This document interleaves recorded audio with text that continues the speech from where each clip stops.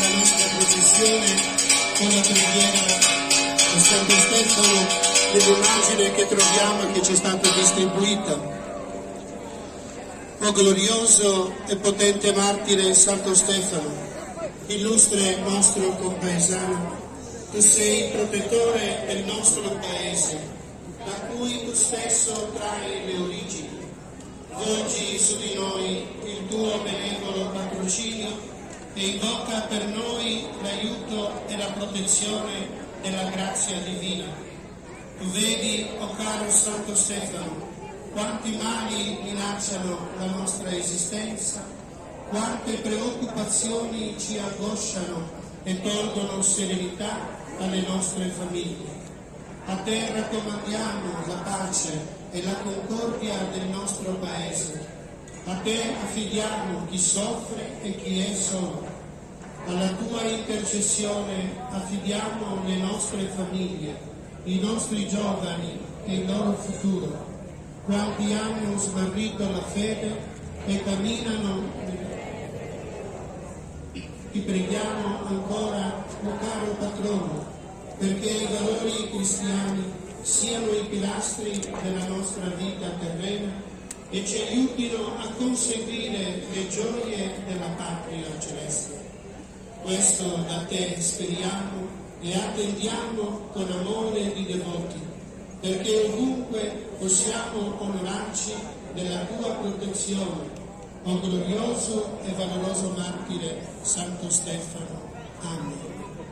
Con la benedizione del Signore scenda anche un ringraziamento su quanti hanno reso possibile la nostra processione, a partire dai gruppi vestiti in costume, alle ai comitati, al comitato di Santo Stefano in particolare, la presenza delle amministrazioni, i suonatori di Launeddas, i nostri vigili, la sicurezza che ci hanno permesso di poter procedere, ecco, con serenità. Io devo dire che era da molto che non vedevo una processione così numerosa, forse la mia prima processione 11 anni fa, e quindi se questo è di buon auspicio, atrusamus. Il Signore sia con voi. Per intercessione di Santo Stefano Martire vi benedica Dio Onnipotente, Padre e Figlio e Spirito Santo. Amen. A casa mangiamo.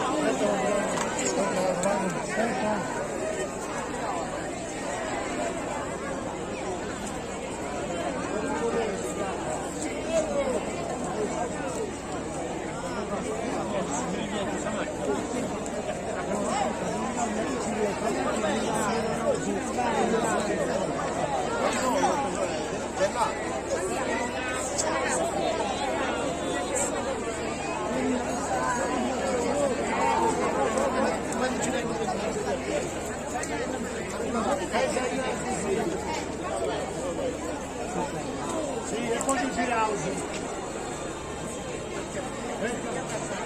Gira.